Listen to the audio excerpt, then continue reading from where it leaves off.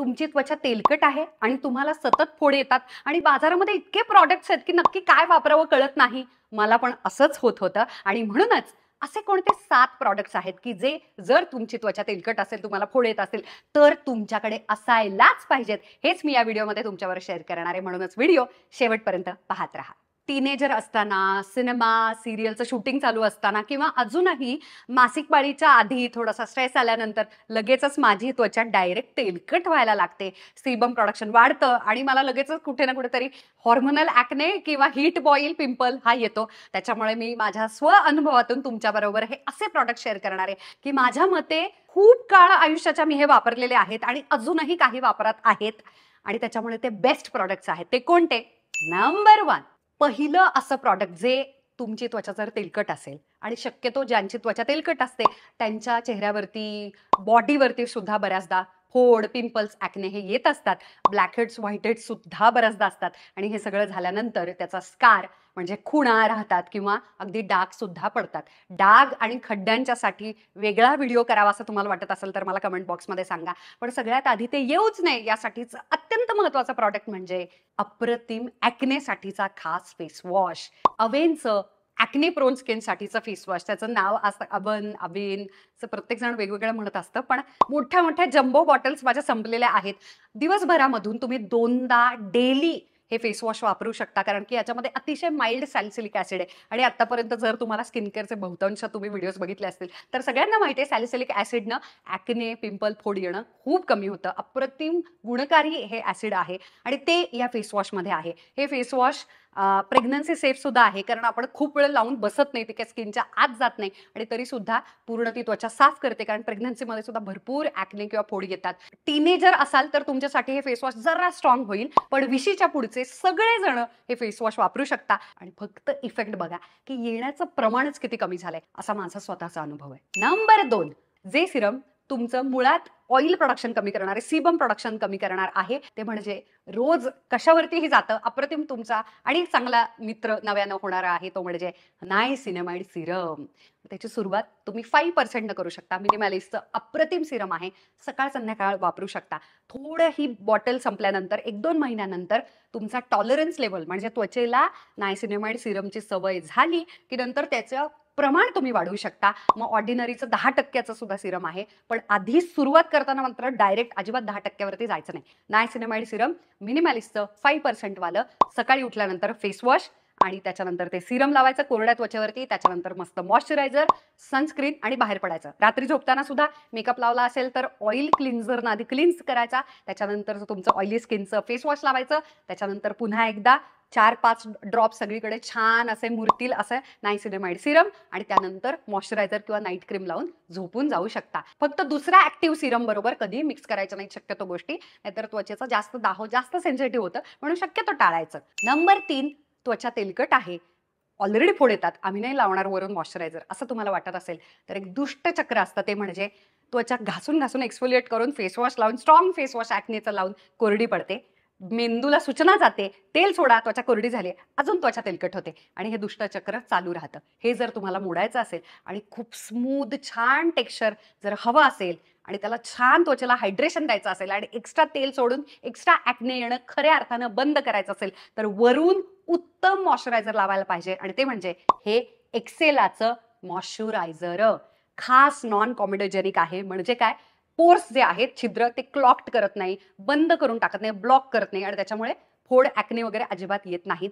दुसरी गोष्ट, acne prone स्किनसाठीच बनलेला आहे, त्याच्यामुळे सगळ्या फोड येणाऱ्या पुरुषांसाठी तर कमाल आहे. मला पण जाणवतं की मला स्ट्रेस वाढतो प्रवासामध्ये किंवा पिरियड्सच्या आधी वगैरे खूप जास्त त्वचा तेलकट तेलकट व्हायला लागते. त्या आठवड्यामध्ये खूप जास्त मेकअप केलेला असतो, शूटिंग वगैरे. मी लगेच एक्सेलाचं मॉइश्चरायझर वापरते, कीलचं सोडून.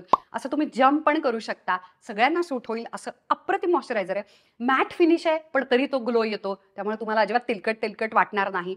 कधीही वापरू शकता, सकाळी पण रात्री झोपताना पण. अप्रतिम हायड्रेटिंग आहे, कोणत्याही जवळच्या मेडिकल स्टोअरमध्ये नक्की मिळेल.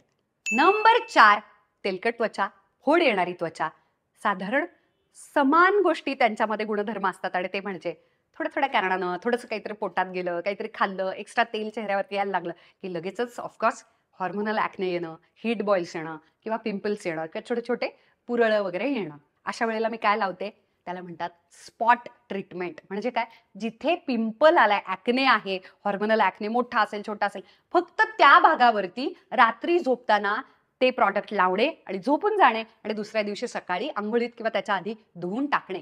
फक्त स्पॉटवरती, संपूर्ण चेहऱ्यावरती नाही.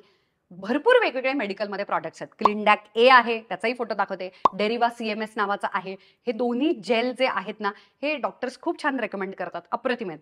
पण तरी पण जे नायकावरती येतं, मी ना सगळं ट्राय केलेलं आहे. लक्षात ठेवा, ते पिंपल पॅचेस पासून मी सगळं ट्राय केलेलं आहे. जर एखादी गोष्ट 2 ते 3 दिवसात कोणत्याही जम्बो मोठ्या मोठ्या ॲक्नेला जर दाबून टाकत असेल, तर एक वरदान आहे ज्याच्यामध्ये भरपूर सॅलिसिलिक ॲसिड भरलेलं आहे आणि ते म्हणजे हे मारिओ बदॉस्कीचं ड्रायिंग लोशन. पाण्यासारखं आहे, खाली त्याच्या पावडरी फॉर्म आहे, सॅलिसिलिक ॲसिड आहे, स्ट्रॉंग आहे, पण अजिबात मिक्स करायचं नाही, हलवायचं नाही. आपल्याला असं वाटतं मिक्स केलं पाहिजे म्हणून आपण शेक करायला जातो, असं करायचं नाही. त्याच्यानंतर आपल्याला जो इयरबड्स येतात, कापूस, ती दांडी त्याच्यामध्ये टाकायची. बरोबर पावडर पिंक तिथे टच होते आणि संपूर्ण पाण्यातून ते जे वॉटर सोल्युशन आहे त्याच्यामधून ते जातं आणि जिथे फोड आलेलं आहे तिथे त्या सोल्युशनवरती फक्त हे जे ड्रायिंग लोशन आहे मारिओ बदॉस्कीचं ते लावायचं आणि झोपून जायचं. तुम्ही फक्त फरक बघा. इतर कोणतेही ॲक्ने स्पॉट ट्रीटमेंट तुम्ही केले असतील, येस हे महाग आहे आणि म्हणूनच ही इन्व्हेस्टमेंट आहे आणि म्हणूनच इतर प्रॉडक्ट्स विकत घेण्याची गरज नाही, इतर कोणतेही स्पॉट ट्रीटमेंट करण्याची गरज नाही. इतकं हे भारी प्रॉडक्ट आहे. तुम्ही वापरून बघा, नंतर धुवून टाकायचं. 2 ते 3 दिवसात. छोटा असेल तर 1 नाईटमध्ये तुमचा ॲक्ने 100% क्युअर होतो. हे मी बघितलंय. कोरडा तरी पडतो, ड्राय तरी होतो. ज्याच्यावरती काहीतरी लावता येतं, किमान तो जो मोठा बंप आलेला असतो, सूज, ती तरी ओसरते. इतकी छान त्याला कोरडं करते, गार थंड करते. Number 5, exfoliation. आपल्या सगळ्यांना माहिती आहे, तेलकट त्वचेला सतत फोड येतात आणि ती जास्त सेन्सिटिव्ह झालेली असते. बऱ्याचदा खूप जास्त कोरडी पण पडते. त्याच्यामुळे एक्सफोलिएटर कुठला बुवा वापरावा याची भीती वाटायला लागते लोकांना आणि वापरणं सोडून देतात. पण तसं करू नका. तुम्हाला सगळ्यात जास्त टेक्स्चर, जे जे फोड आणि ते सगळं जे पुरळ आलेले असतात, सगळ्यात जास्त त्वचा सुधारण्याचं काम, मदत तुम्हाला व्हायला पाहिजे आणि ते करणारं हे प्रॉडक्ट आहे आणि ते म्हणजे ऑर्डिनरीचं ग्लायकॉलिक ॲसिड. स्ट्रॉंग आहे म्हणूनच आठवड्यातून फक्त 2दा वापरायचं. ओके, सुरुवात तुम्ही आठवड्यातून एकदाच करू शकता, कारण शेवटी एक्सफोलिएशन आहे, रोज करण्याची गोष्ट नाहीये. तो काही साधा छान जेंटल फेस वॉश वगैरे असतो तसा नाही. हे ॲसिड आहे, एक्सफोलिएटर आहे. त्याच्यामुळे सेन्सिटिव्ह होऊ शकते त्वचा. त्यामुळे काही जण एकदम असे घाबरतात आणि म्हणतात आम्ही नाही वापरणार.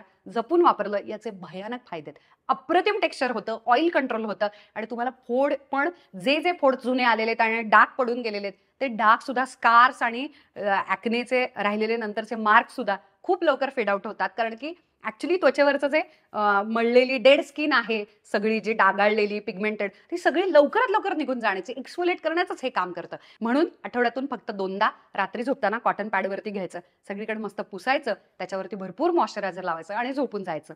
ते दिवसाच लावण्याची गरज नाही. काही लोक दिवसात टोनर म्हणून वापरतात आणि मग उन्हात फिरतात आणि मग ते सगळं अतिसेन्सिटिव्ह होऊन जातं. असं अजिबात करू नका. नंबर 6, तेलकट त्वचेकडे आणि असं कोणतं मस्ट हॅव प्रॉडक्ट आहे, म्हणजे काय असायलाच पाहिजे असं प्रॉडक्ट, रेटिनॉल.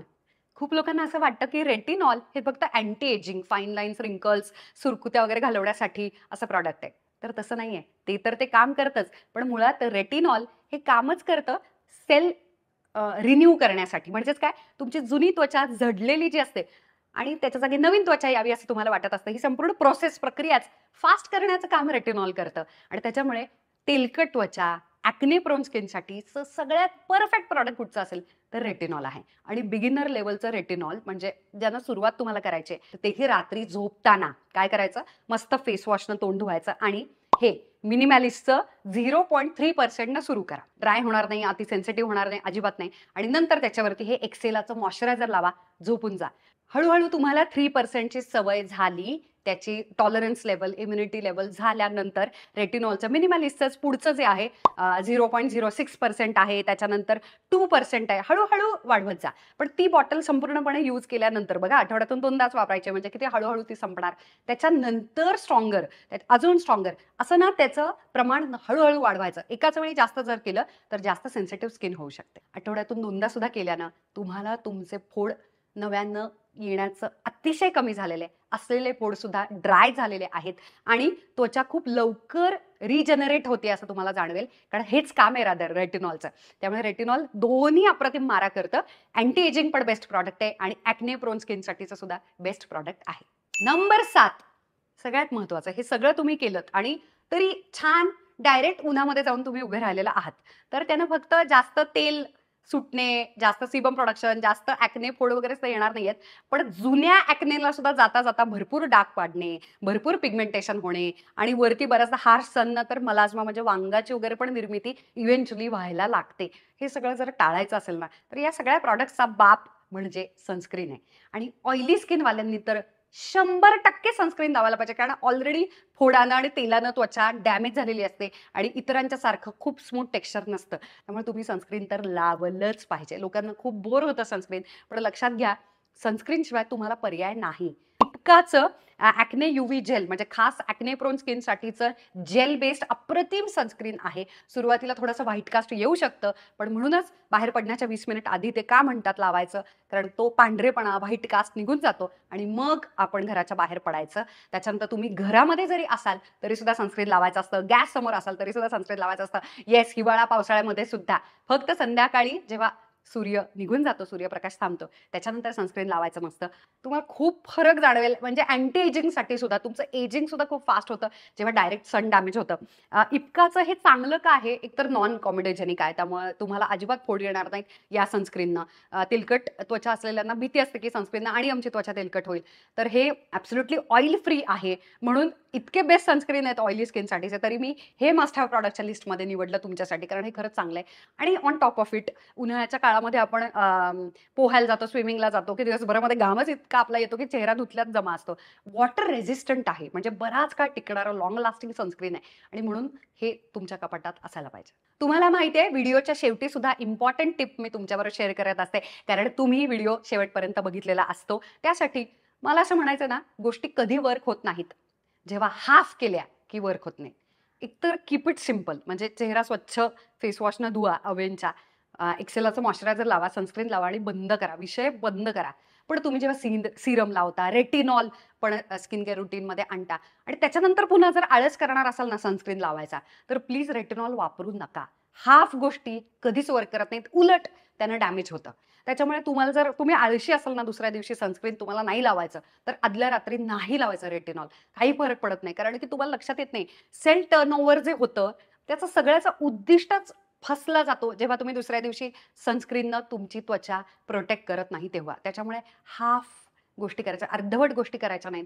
केल्या तर छान आपल्या त्वचेची काळजी घ्यायची. कारण की तुम्हाला मी खरंच सांगते, तुम्हाला मेकअपची आवड असू दे नसू दे, तुम्हाला मेकअपची गरज कधीच कोणाला नसते. पण तुम्हाला मेकअपचा आधार घ्यावा लागणार नाही सुंदर दिसण्यासाठी. तुम्हाला महागड्या ज्वेलरी आणि साड्या आणि कपड्यांची गरज पडणार नाही. जेव्हा तुमची त्वचा उत्तम आणि हेल्दी, छान तुकतुकीत असते ना, तेलकट त्वचा असूनही, ॲक्ने प्रोन असूनही, तेव्हा या मोजक्या मस्ट हॅव प्रॉडक्ट्सनं तुमचं संरक्षण होणार आहे, तुमची त्वचा सुंदर होणार आहे. थोडा वेळ द्या. Consistency is the key. थोडे महिने जाऊ दे. 2 महिने हे प्रॉडक्ट्स तुम्ही वापरावे असं मला वाटतं आणि तुमचा काय रिझल्ट येतोय मला नक्की माझ्यापर्यंत कमेंट बॉक्समध्ये सांगा. शेवटपर्यंत व्हिडिओ पाहिला त्याबद्दल thank you. I love you.